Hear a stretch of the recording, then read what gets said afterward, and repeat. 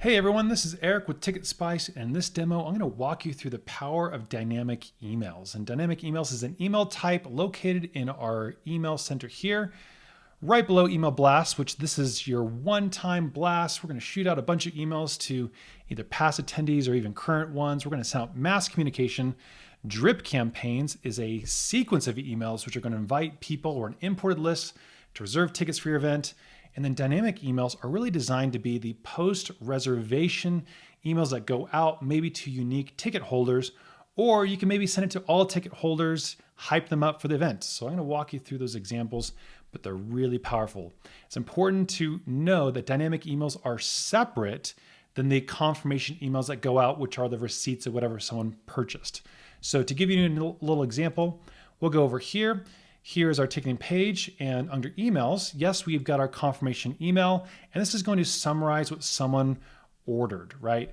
But if our ticket levels have unique experiences that require our attendees to know certain information, that's when the confirmation email maybe falls short. So in this example, we have a VIP meet and greet, and this is going to come with instructions for a green room and a wristband and restrictions. Likewise, this ticket level comes with preferred parking. And so this is going to need instructions for how to find the VIP parking. This is a perfect example of how we will use dynamic emails to send custom communication to just these ticket holders. Now, again, you could use dynamic emails that any ticket of any level after 24 hours, send them a link to share with their friends, give them a hashtag to promote. You get the idea. So all these uses are great for dynamic emails. So let's go back over here and let's go and create one, and let's send an email to our meet and greet attendees. So we're going to go create campaign. We're going to do a name. We'll call it meet and greet. I'm going to select my event, and then here you can add a filter. So you can choose when they ordered the tickets. You can choose the date selection they picked. That would be for a timed entry or multi-day experience. But for this example, we're going to choose the ticket level, and it's going to be the VIP meet and greet. So we'll go review, and then here we have the subject, who it's from, the reply to email, and the message body. So I'm going to go and fill this out now, and we'll talk about it. Okay, so I've written my email here. We have a subject line, who it's from, the reply to email, and here, thank you for joining us. You are part of the meet and greet to experience our after show experience. Here are the details. Go to the green room on the lower level, time, wristbands. We've got our prohibitive items, which is great. And then can't wait to see you there. So this is only going to go out to the meet and greet ticket holders.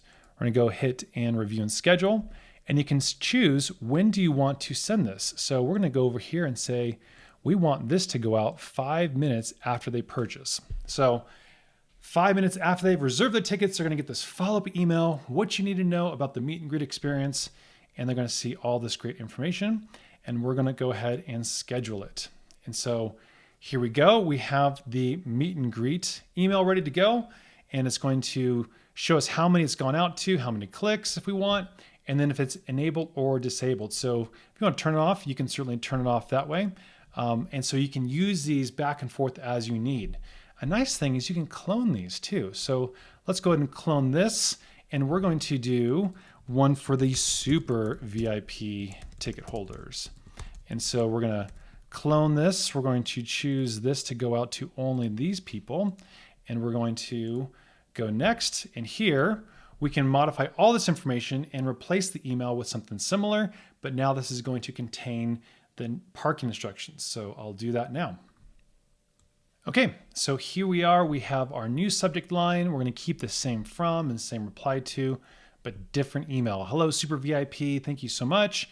Here's the VIP parking instructions. Be sure to look for that sign, access, arrival time, all the good details here, and we'll go review and schedule. And likewise, I'm going to choose this to go 5 minutes after purchase. So we will go ahead and schedule that campaign.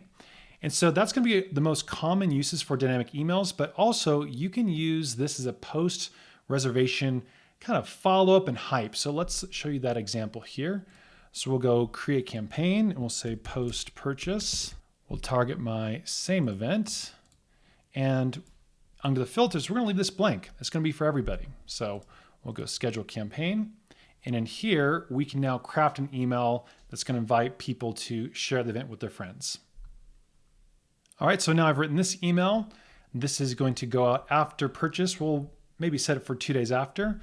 Subject, who it's from, the reply to.